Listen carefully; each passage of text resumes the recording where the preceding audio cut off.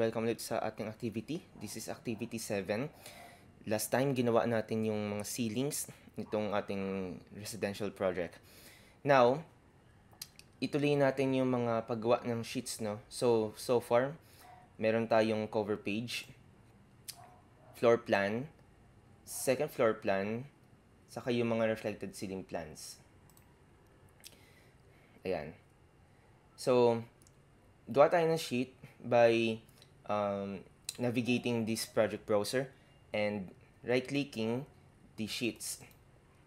So, kung nakagawa na kayo ng 20 by 30 sheet last time, madali na lang yan. So, kung loaded na siya, right-click ninyo itong sheet, tapos new sheet. So, pakipili yung inyong title block na 20 by 30. So, okay lang. Tapos, lagi natin lalagyan ng pangalan, no? So, pangalan na natin tong front elevation, left elevation, right, and rear.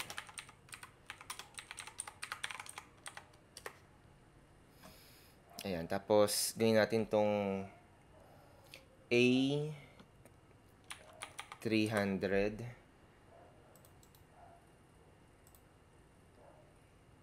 Yung reflected ceiling plan, gawin natin tong 200 na.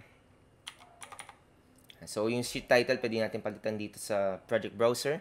Pwede din dito sa mga title blocks natin mismo. So, 100, 101, 200, 300. Another sheet ulit. Let's make this 300, 400 na ito, no? 400. Lagyan natin cross section, comma, longitudinal section.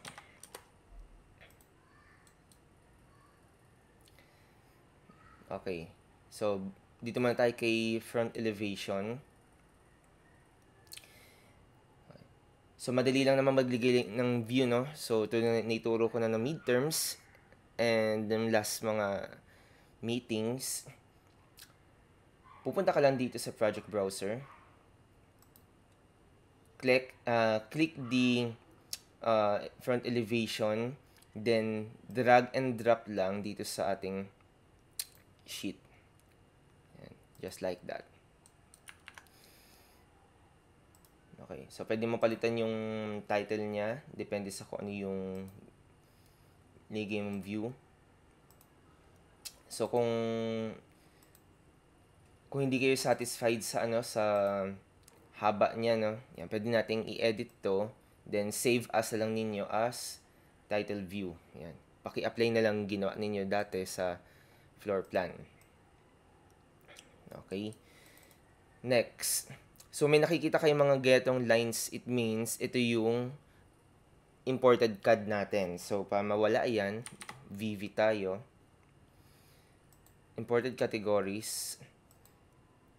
Tapos, paki-hide lang ninyo ito mga to. Yan. Apply. Gawin natin. Okay, tuturo ko yung paggamit itong extents. Okay, so meron tayo makikita dito na crop view, crop region visible, saka annotation crop. Okay. So, pagka naka-check itong crop view, yan, mapuputol lahat ng nasa view na inside ng ating crop region. Now, hindi natin makita yung saan niya kina-crop kasi naka-hide pa yung ating crop region. So, dapat naka-check din iyan para alam mo kung ano ipuputulin ng iyong view. Ayan. So, ito yung crop region na tinatawag. So, kung saan man nakatutok yung line na ito, yun yung kanyang puputulin. For example, so pagka ito inusog ko dito, so may grip tayo dito, di ba? Pag ginrip ko hanggang dito, yan, napuputol yung floor dito. So, same dito sa baba. Yan. So, ganun din nangyayari, no? Yan. So, sundan natin kung ano nakikita natin dito sa ating PDF, no? Yan. So, pakisundan na lang ninyo kung ano yung sinend ko sa Canvas. Yan. Pwede din yung gamitin itong crop view by using edit crop, or pwede nyong i-double click ito. Yan. So, edit crop din ang mangyayari dyan. So, ang principle nito, para kayong gumagawa ng boundary line ng isang floor, ng ceiling, or ng roof. Yan. So, kung sure na kayo kung saan ninyo gustong gawin yung inyong crop region, pwede nyong piliin itong rectangle na iyan, na boundary line, delete nyo lang, tapos mag-rectangle kayo. Yan. Gawin yung ganito lang. Tapos check. Ayan. So, yun ang makikita ng ating view. Ayan. Diba? Ngayon, may pangatlo dito kayo makikita. Annotation crop. Ayan. Anong purpose ng annotation crop? Kapag naka-check iyan, makikita nyo, nadagdagan ng line itong ating crop region. So, may madadagdag na hidden line. Tapos, may another grid. Anong purpose ito? From the name itself, annotation crop, ang kinakrop niya ay yung mga annotations, yung mga tags, mga dimensions, mga datums, at iba pa.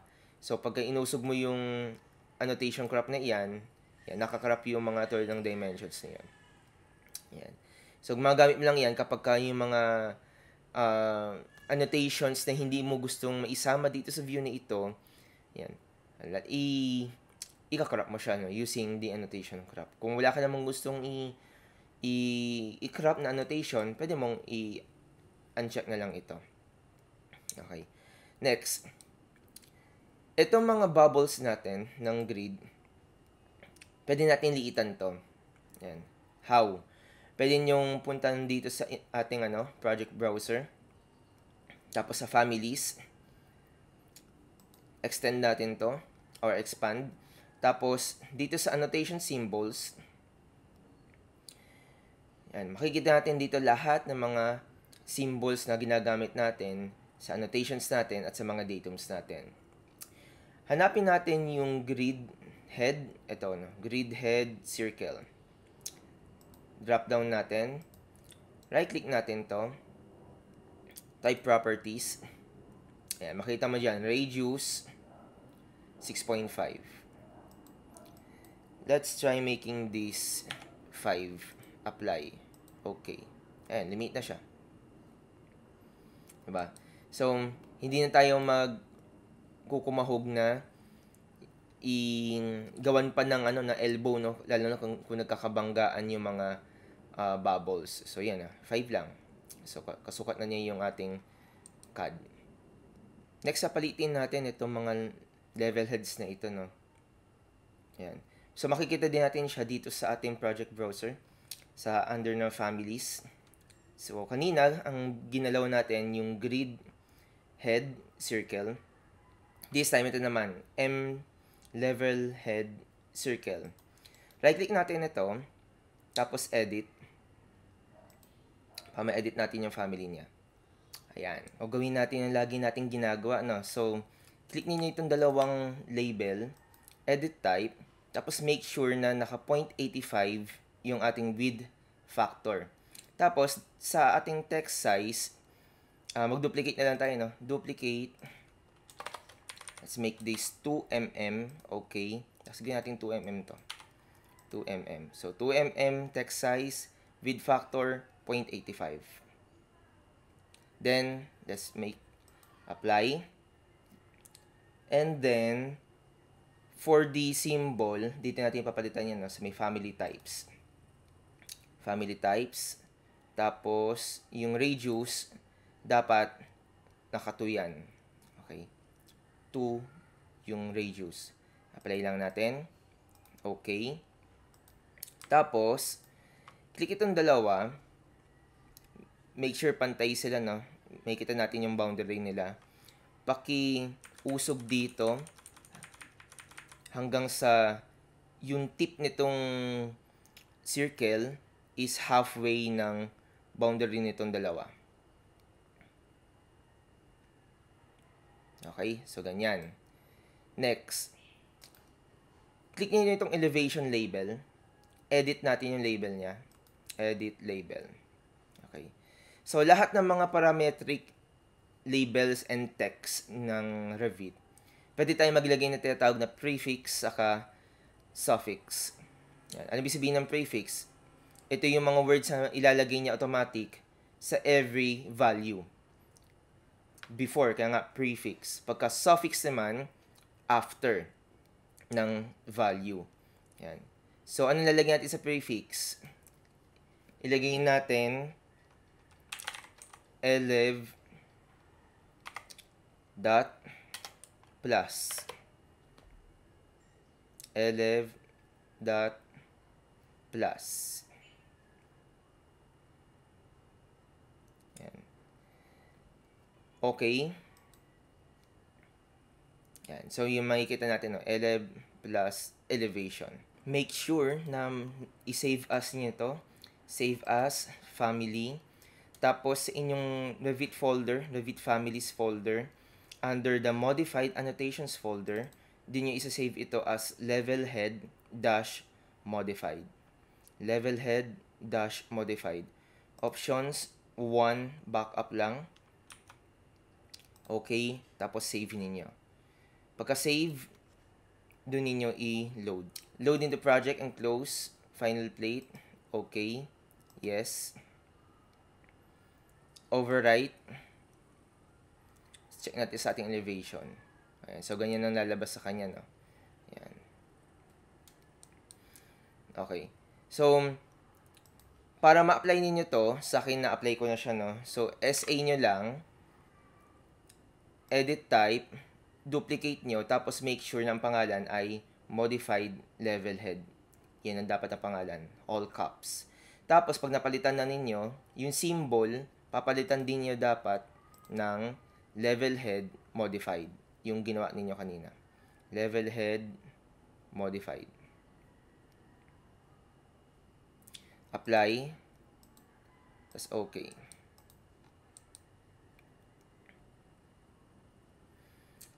Ayan, so mas maliit na yung ating no, yung ating mga levels. So, kung elbow man tayo, ilan na lang, no, ibababa natin tulad nito.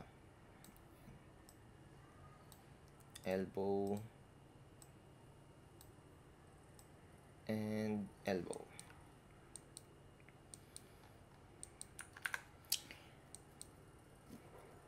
Ayan. Next, may hindi pa tayo nagagawa dito sa sa walls natin dito. So, kung napapansin niyo sa ating perspective, dapat yan fluted siya, no, or may mga fins. Yan. So, paano ginagawa iyan? Ang ginawa ko dito sa project na ito, gumawa ako ng voids. So, paano gagawin yung voids? Balik tayo dito sa architecture tab. Tapos, component, model in place,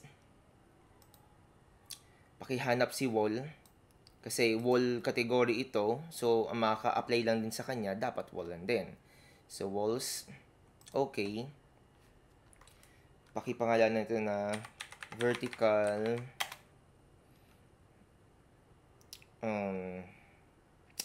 vertical fin wall. Okay. Tapos, void form, void extrusion lang. Void extrusion. Click natin yan. Pick a plane. So, dapat ang plane natin itong wood wall na ito. So, pakiclick yan. Tapos, rectangle tayo. Click natin dito sa edge na ito. Tapos sa edge, saan ba yung flooring niya? Yan. Yeah. Todo natin hanggang dito. Tapos litan lang natin. So, around, dapat nasa 25 lang. Tapos extrusion end niya nasa 25 lang din. So, 25 by 25. Okay. So, hindi kita dito. Mag 3D tayo. Ayun.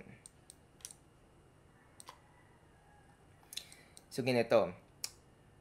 Pag void kasi, wala siyang laman. Kaya nga void, no? Yan. Ang purpose itong void, bubutasin natin yung wall na ito. Yan. Pag nakikita ninyo ay orange, it means hindi pa niya nabubutas. Nakapatong lang yung void doon sa solid component, which is itong wall. So, para makat ninyo siya, punta kayo dito sa Modify tab, tapos Cut. Modify tab, Cut. Click niyo itong void. Make sure na makakat niya ito. Ayan. So, pag nawala na yung orange, it means nakat na siya. Ayun na. Ayan, butas na siya. So, paano siya magiging sunod-sunod? Na, naka-emboss dito na kumbaga. So, balik tayo dito sa front elevation. Click natin tong void. Gagawa tayo ng array. So, array. Kailangan maklik mo na itong void. Tapos, AR for array. Click natin to until dito sa yan, edge ng door. Tapos, may makita ka dito 2, no? Mag-experiment na lang tayo. Gawin natin 20 lang muna. Ayan. Sasabihin niya sa'yo, performance daw ay bababa kapag madami tayong ina-array. No? So, depende sa taas ng processor ninyo kung ano yung kakayanin ng Revit ng inyong array. No? Yan. So, kung kaya pa naman, didagdagan pa natin. Yan natin 30. Hanggang sa ma-achieve natin yung gusto natin na dami. So, 40.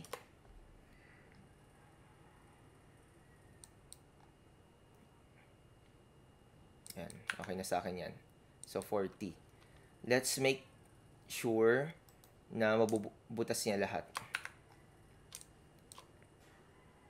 Ayan. So, kung may naka-orange siya ganyan, it means hindi niya nabutas, no? Ayan. Pero, in a good reason naman. Kasi, nailagay pa na natin siya dito sa door na. So, iusog ko na lang. Balikan ko tong, Ayan. Usog natin dito sa... So, nakaklik ako dun, no? So, MV ko lang. Usog ko siya dito. Ayan. So, pag inuusog natin yung array, automatic na inuusog din niya yung spaces between the arrays, no? Ngayon ko nga 35 to. Ano mangyari? Malaki pa din.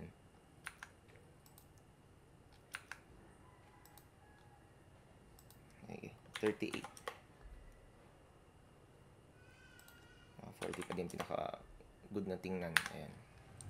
So, lahat kasi madami. So, let's repeat the process no dito naman. So, gawin natin. Yan. Ang array kasi is a group. Yan. Sa Revit, kapag gumagawa tayo ng group, pag binago mo yung isa, magbabago lahat. Sampulan ko lang dito, no? So, dinouble click ko yung isa. Tapos, double click ulit itong void. For example, binabaan ko dito, itong void dito. Ginawa ko hanggang dito yung kanyang extent. Pag check ko yan, tapos isa pang check. Pagka finish ko ito, finish group or finish array, lahat yan, automatic, magbabago. Yan. So, yun yung kagandahan ng array, no? Yan. Tapos naka-group siya. Yan. Pero, this time, ang gagawin lang natin, gusto ko lang kopyahin yung itong void natin, no? Finish. Tapos, ipipaste ko lang dito. Ayan.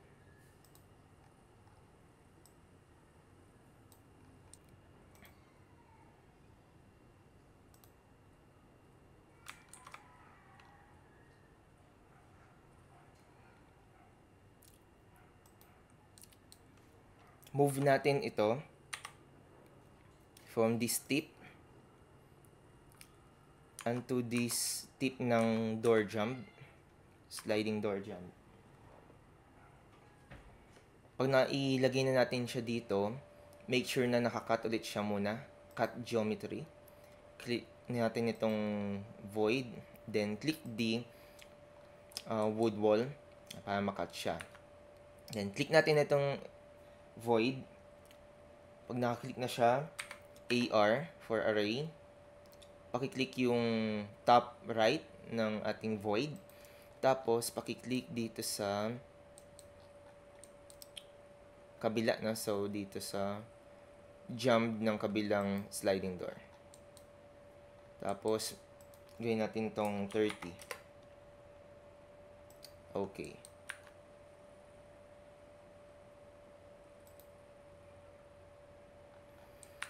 Check natin sa 3D. Ano yung tsura? Ayan.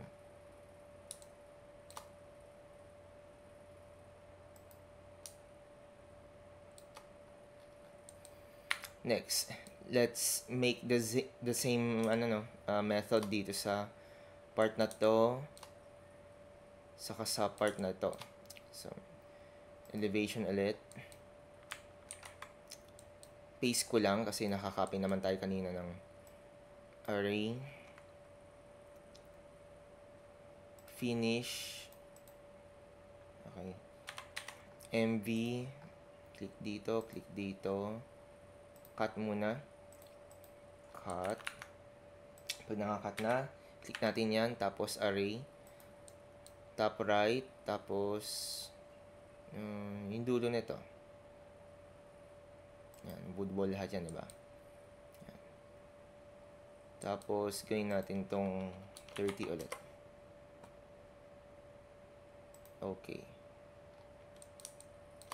So, may dalawang hindi nagkakat. Check natin kung bakit. Kasi, sige, try na lang natin siyang i-cut ng mano-mano. So, click natin to, tapos cut. Click natin to, tapos cut. Ayun. Ito pala.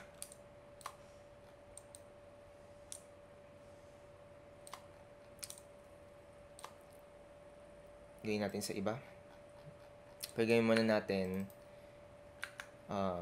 finish model muna. Finish model.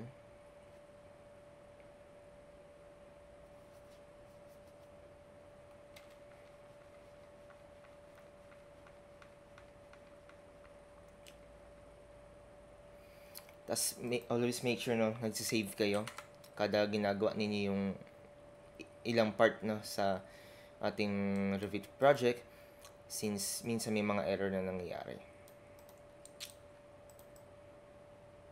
Load na natin ibang ibang elevation. So, dito si left, rear, and the right.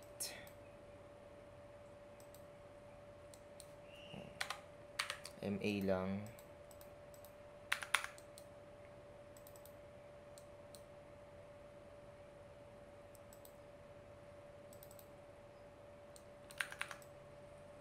Copy natin to. Copy. Check natin yung mga crop view dito.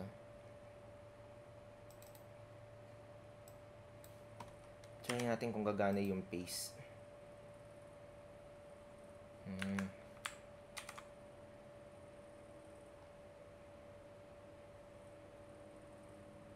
Hindi siya naka-align doon. So, okay lang. So, lagyan lang natin dyan.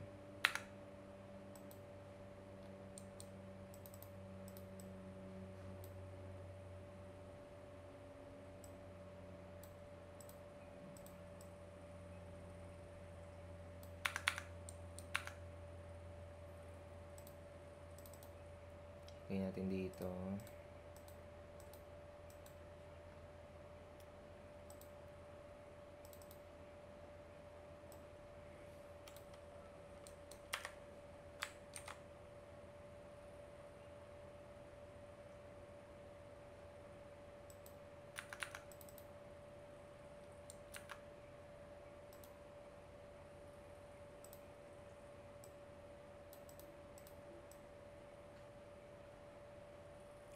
I-snap naman siya dito. So, pantay mo lang yan.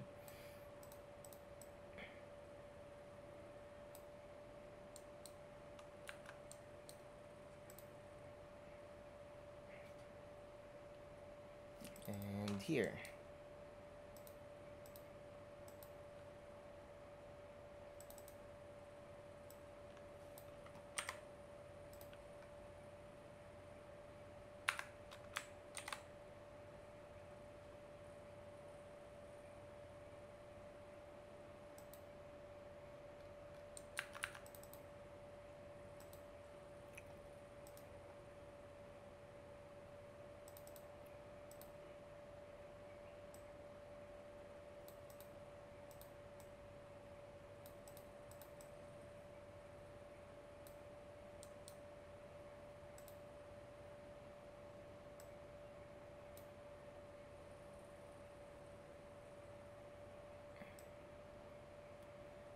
snap muna natin dito.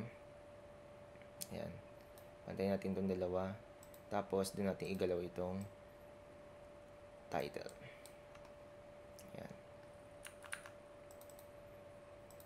So, adjust na lang.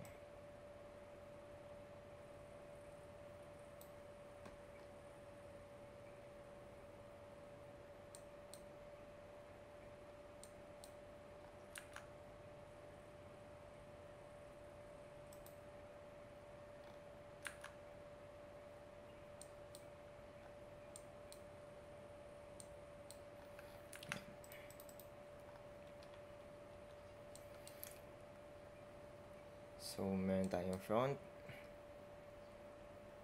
rear, left, and right. Next, alisin natin yung ano nito. Mga drawing except sa imports. Apply. Dagdagan natin yung detail niya. Tapos, GD. Lagyan natin ng smooth lines with anti-aliasing. Ayan.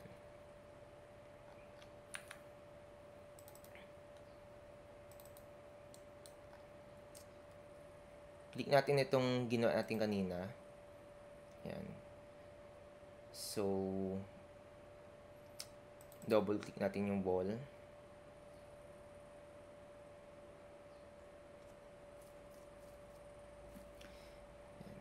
Tapos, click tayo ng isa. Tapos, Control-C ulit. Finish. I doubt makakapunta tayo dito. So, mag 3D na lang muna tayo. 3D. Ayan. Tapos, dito tayo sa right side na to. Control-V.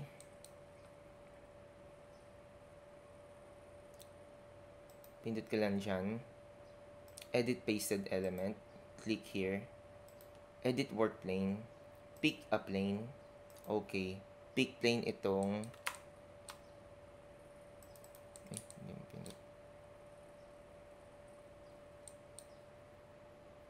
sorry, wait lang. Pick new. Ayan. Pick new. Tapos, click natin to. Yan. So, pick nyo lang. Gawin ninyo. Then, babalikan natin siya. Wait. Pwede natin siya i-cut dito, no? Cut na natin dito. Click here, click here. Ayan, para makat. Tapos, babalikan natin siya dito sa elevation. Finish model muna.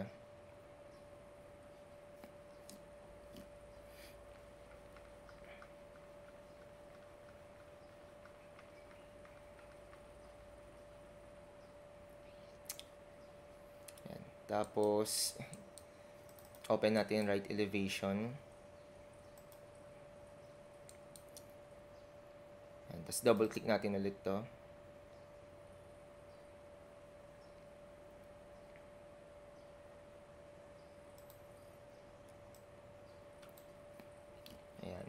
Tapos, MV.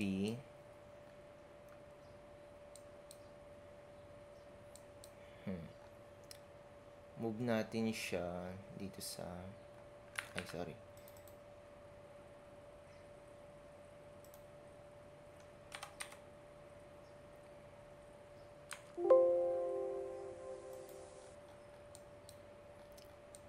Move natin siya dito, banda.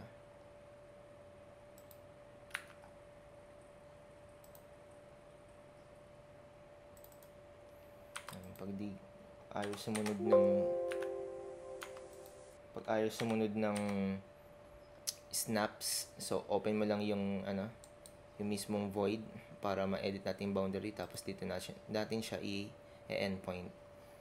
Endpoint. Check natin sa 3D kung tama yung endpoint natin. So, tama na. So, yung dugtungan o yung termination or yung corner ng walls na ito. So, yung wood wall, saka itong solid wall na to. Check na natin. Ayan. So, yun yung binubutas niya.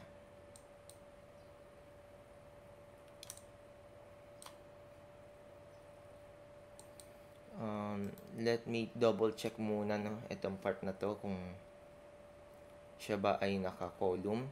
Kasi kung naka-column siya, ikakain natin siya dito sa wood wall na ito na para maging isang straight na wall lang siya.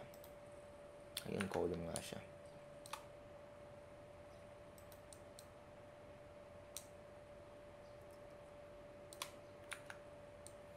Sige. Ang gawin lang natin, i-paint natin siya. So, sa Revit, paint command is here, nasa modify, or pwedeng PT mo lang. So, PT. Pero bago tayo mag-PT pala, double check ko lang kung ano yung material na to, no? So, dapat wood slats ang pangalan. So, cancel lang natin. Kailangan kasi para sila ng material. So, PT for paint. PT. Let's search for wood slat. Wood slat. Ayan. Click natin dito si column. Ayan. Para maging ano sila. Maging isa. Then, balikan natin tong ginagawa natin. Double click natin to. Yan, it's natural na maging ano siya na maging matagal mag-load kasi array siya. So, kumakain siya ng malaking performance dahil nagko-compute siya. So, click na natin to. Click tapos AR. Click natin yung top left. Tapos yan, hanapin natin yung end ng sliding door na ito. Ayan.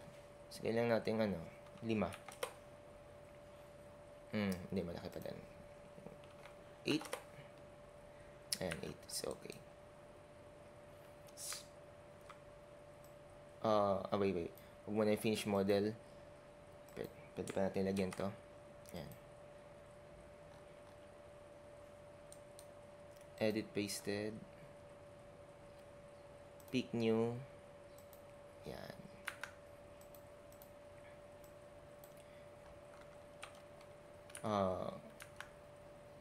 Okay. Finish mo lang ito para okay na yung pagkaka-copy. Tapos, i-cut natin. Click here and click here. Yan. Kailangan hindi na siya orange. To make sure na nakat na siya. Okay. So, tulad na kanina, kung ayaw niya pa ding magpakuha ng snap dito, double-click mo lang. Yan. Tapos, click natin yan. Tapos, click natin MV, click here, click here. Okay. Then, array. So, AR. Click natin dito. Click natin sa dulo nito, no? Ayan. Ngayon natin 40 ulit. Okay. 50. 60.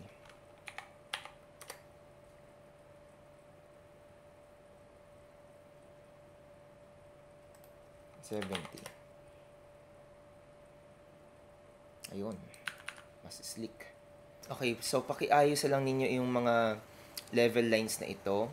Tapos, as for the property walls, yan, para makita pa din natin yung structure natin, pwede nang gawin, click niyo yung mga property walls na ito. Yan. Pag nakaklik na sila, right-click lang niyo, override graphics in view by element.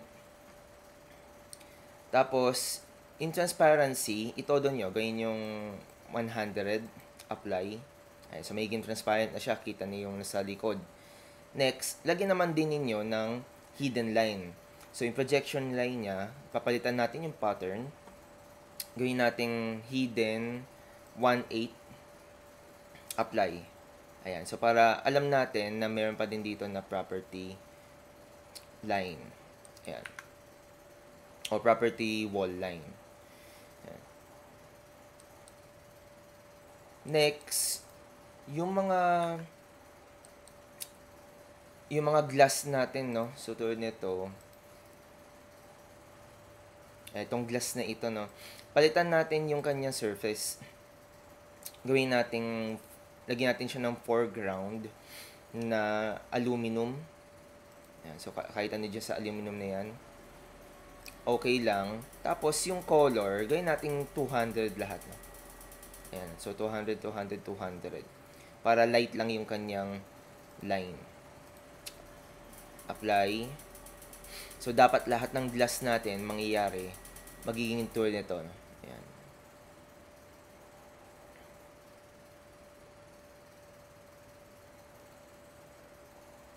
Okay. Apply. Okay. So, ito natin sa 3D kung lahat man nag-apply. Ayan. So, naging glass lahat. Ayan. Check natin yung iba. So, sa iba, kayo na gumawa nito, no? So, hide niyo yung CAD. Gawin niyo yung ganitong property line. Ayusin niyo yung mga level. Yung mga section na ito, ayusin niyo na hindi haharang dito sa ano, no? Dito sa lalagyan yung dimension sa kanang grid. So on and so forth, no? So, alam naman ninyo na mag-adjust. Kayo na gumawa nun. Itong mga glass natin na railing, yan, so, kung may glass sa kayong ganyan, so dapat nakikita yung likod, no? Yan. Gawin naman natin dito, wag naman 100% na, na transparent. So, gawin naman natin na sa, 80. Yung kanyang transparent. Ayan. Diba? Tapos, lagyan yung dimension yan kung ano yung taas na ito. 1.2.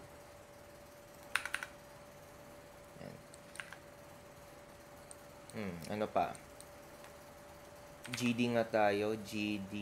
May def queuing ba to? Ayun. Okay. So, ituturo ko din to. So, pag nag-GD kayo, yung graphic display option, meron tayong option sa mga elevations and sections na maglagay ng def queuing.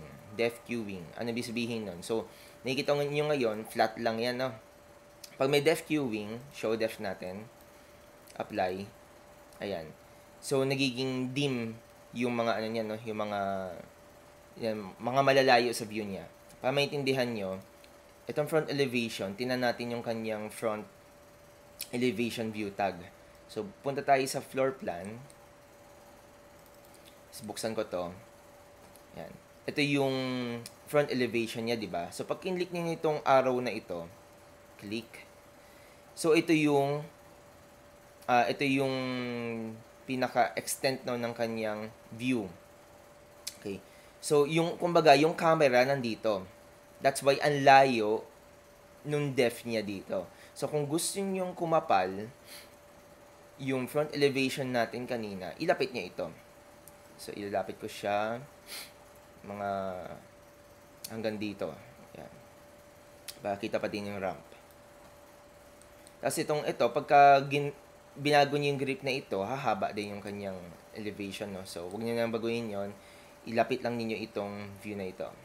Ayan. So, pag binalik tayo dito, ayan. So, naging mas malinaw siya. Tapos, nag-light naman yung mga nasa likod. Ayan. Pero actually, kulang pa din yan, no? So, sa may totoong project, ang ginawa ko, gumawa pa din ako ng separate na line. Okay, double check lang. DL muna ako. Okay, so wala pa tayong building outline, no? Gawa tayo ng ganon. So, manage. Tapos, additional setting. Line styles. Tapos, new. Lagay ako dito ng building outline. Yan. Okay. Gawin natin makapal to. Gawin natin gawin natin 6. Solid. Apply. Okay.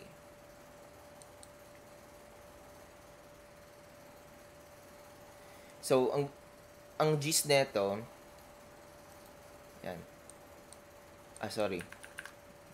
Bago yon, mag-GP muna tayo. GP for group. Tapos, make sure na naka-detail siya. detail, group.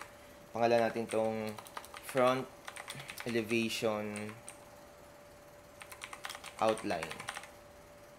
Okay. So, mabubuksan niyo yung paggawa ng group, no? Yan. So, kung napapansin nyo sa ating, sa ating project, ayan, ang makapal lang dito, itong nasa harapan. Okay. To emphasize na ito yung mga naka-extend na eaves. Ayan. So, sundan lang natin yan. Ayan, sundan lang natin yan. So, DL tayo, DL.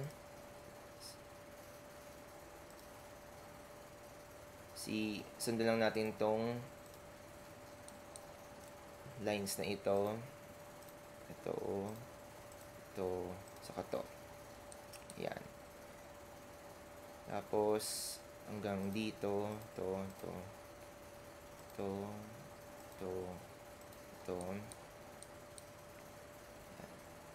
Dito.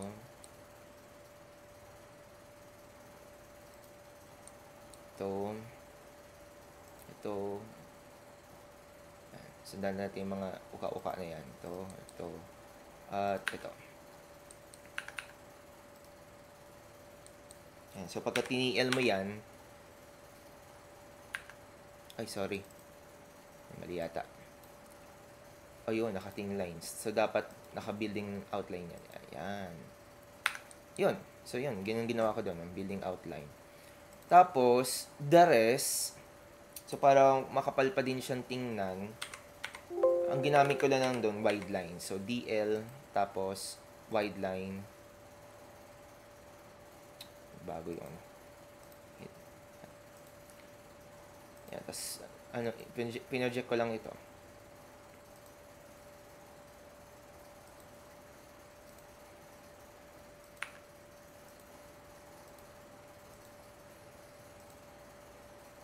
Yan. So, ang gist neto, kinakapalan natin yung nasa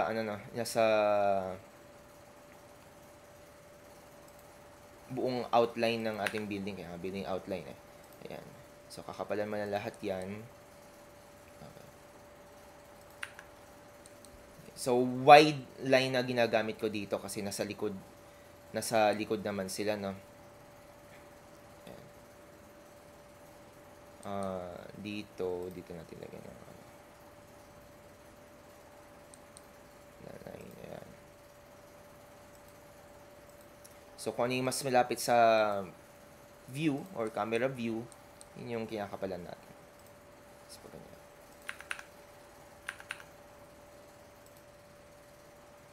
O yan, di ba? So, mas maganda siyang tingnan. Nagkakaroon tayo ng depth of view. Yan.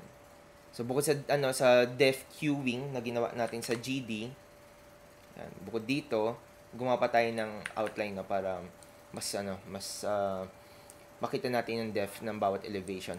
Pakigawa din iyon sa lahat ng elevation dito. Yan. As for the cross section, saka longitudinal, so madali lang naman yan. So, gumawa na tayo last time ng cutting plane dun sa floor plan. So, makikita naman natin yung section dito sa project browser, sections or building section. Ayan. So, lagay na natin dito. So, longitudinal section.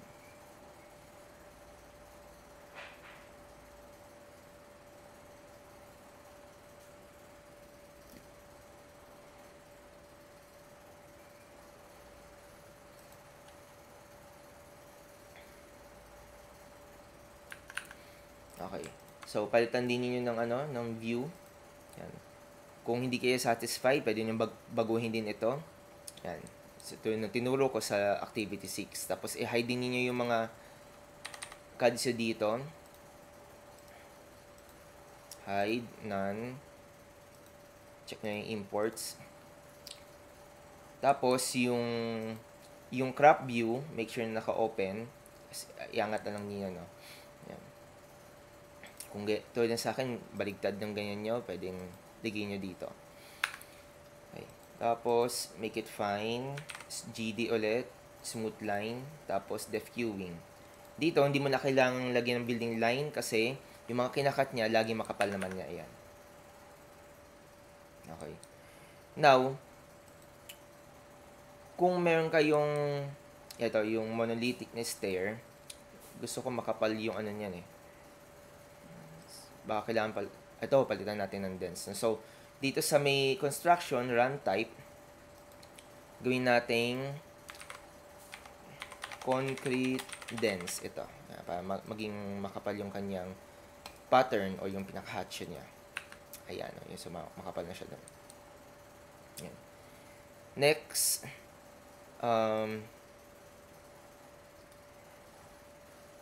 itong tie beam na ito, ayan, check natin kung ano itsura niya dito. Okay, nakaharang siya dito, no? Ayan, gawin lang natin, tanggalin natin yung tie beam na iyan, hanggang dito lang natin siya lagay, no? So, hold yung shift para naka-constraint lang siya, constraint or parang ortho sa, ano, sa AutoCAD. Tapos, ilagay natin siya dito. Unjoin natin siya. Tapos, cut. Ayan. So, same here. Unpin. Ilagay natin siya dito. Spin. Para flat na siya doon. Excuse me.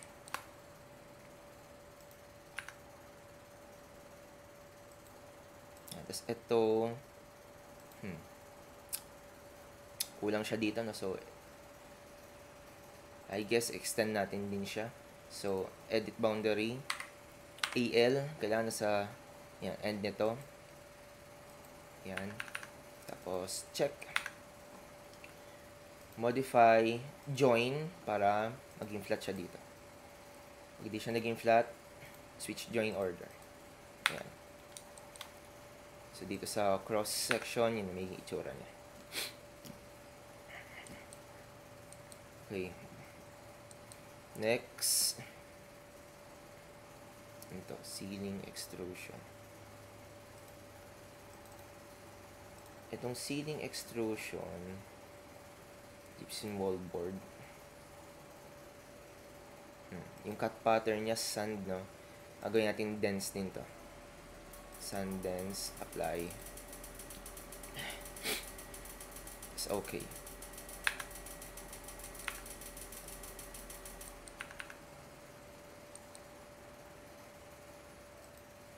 Ayan. So, pwede natin i-cut siya dito. Ayan. Tapos, pakiayos lang ninyo yung mga levels dito, no? Ayan. Now, kung yung mga earth pattern niyo ay hanggang dito lang, kasi yung mga floor natin dito, hindi natin nilagyan ng earth pattern sa ilalim, pwede niyong gawan yan na sarili niyo. So, annotate, tapos region. Field region. So, dalawa kasing region, no? Isang field region, isang masking region. Yung field region, gumagawa ka ng hatch. Masking region, tinatakpan mo yung hatch. Okay. So, field region tayo.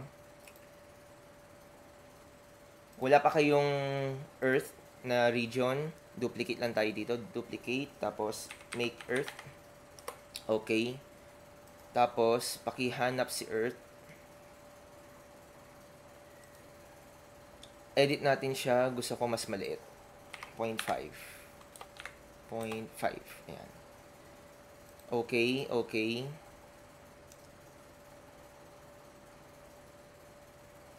Apply natin. Okay. Ayan. Tapos, pwede ka mamili kung ano yung line mo. Pwede siyang thin line, pwede siyang thick, or pwede siya maging invisible. So, tingnan natin paano natin gagamitin yan. So, pick ko lang dito. Oops. Dahil kasi, hindi natin matatakpan itong mga flooring natin saka mga tie beams. Ayan. Kailangan nasa ilalim sila. Itong mga to. Ayan.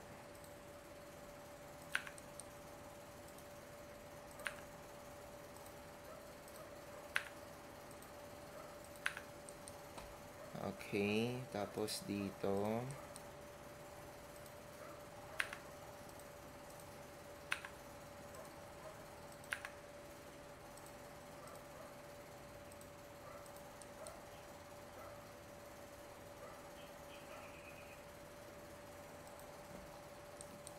Ayan. Tapos, extend lang natin hanggang dito. Tapos yan. Yan. Tapos, make sure na close yung mga boundaries. So, i-TR natin sila or trim. Click lang dyan. Tapos, slice natin kapag may isang diretsong ganito para hindi niya ma-trim lahat. Okay. So, TR. Trim dyan. Trim dyan. Dito. Dito. Dito. Dito. Ayun. Kung may sobrang ganyan, trim lang din. Trim ito. Yan. Pag chinek ko, ayan, mabubuo na siya. Excuse. Ayun. Saan natin ginagamit yung papalitan natin yung lines? Okay. So, kung gusto mo maging makapal ito, pwede mong gawin, yun mo siyang wide lines. Ayan, kumakapal siya. Pero ayoko. Gusto ko lang siyang thin line para subtle lang yung kanyang pagka blend in dito sa ating tie beam saka sa slab ang grade nga eh. Ayan. Pero kung gusto kong maging smooth yung transition from here to here, gagawin ko dito sa line na ito, gagawin ko siyang invisible lines. Ayan. So pagka pinrint natin yan, hindi siya kita. Ayan, yun ibig sabihin nun. So, invisible line natin to. Invisible lines. Ayan. So, pakigawa din ito sa iba pang mga sections ninyo. Ayan. Last na gusto ko ituro sa paggawa ng pag-aayos ng flooring is dito sa part na to.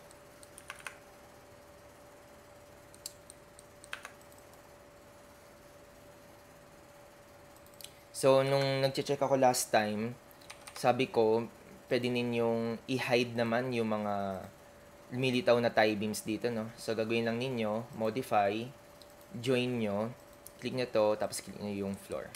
Ayan. So, same dito, no? Ayan. Pero hindi yan ang gusto kong ituro. Gusto kong ituro ay ito. Kung gusto nyo makita yung eaves dito, tapos magiging parametric siya, ibig sabihin susunod siya kapag binago mo yun na sa itaas, yan ito gagawin mo.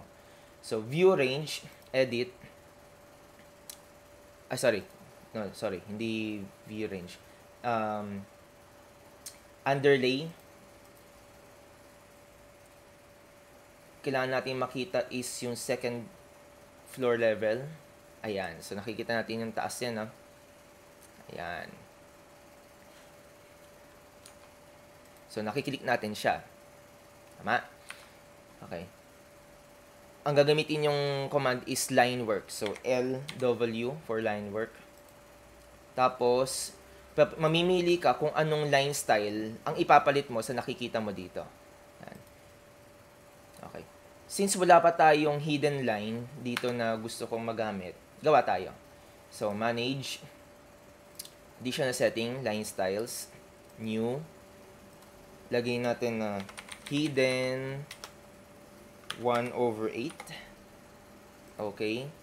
Tapos, pakipalitan ito ng hidden 1/8. Isa pa. New. Hidden 1/16. Okay. Then, hidden 1/16. Hit apply. Okay. Ayan. So, LW ulit tayo. Sorry. LW for line work. Ayan.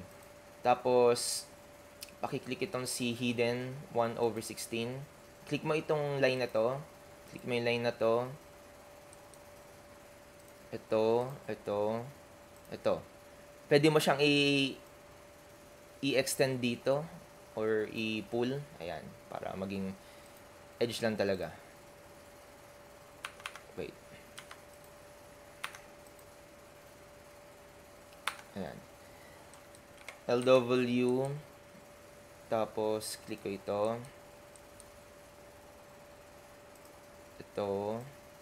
Takin ko dito. Ito. Takin ko lang din dito. Oops. Hindi siya. Ito, click na lang natin yan. Ito. Saka ito. So, takin ko dito.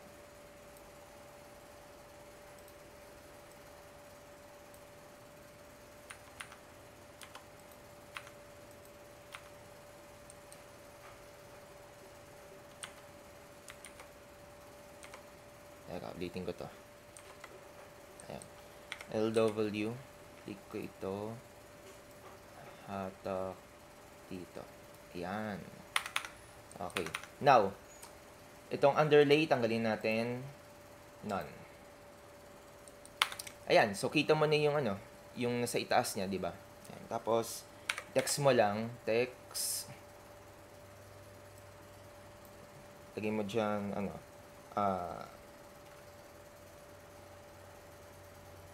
second floor canopy above. Yan. Make it 2.5. Yan. Tapos turo ko na din ito. Pwede kayong maglagay dito ng add na arrows kung saan siya nakatapat. Turn ito, left yan. Sa left siya maladagdag. Pag ito, sa right. Ito ay straight arrow. Straight arrow. Ito ay bended or arc arrow. Yan. Ang gusto kong gamitin ay arc arrow. Yan. Tapos pag ganyan. Yan. Ayoko yung arrow na ito, so pwede natin palitan sa edit type. Ayoko ng 30 degree, gusto ko ng 90. 90 degree, apply, okay. So, ganyan lang.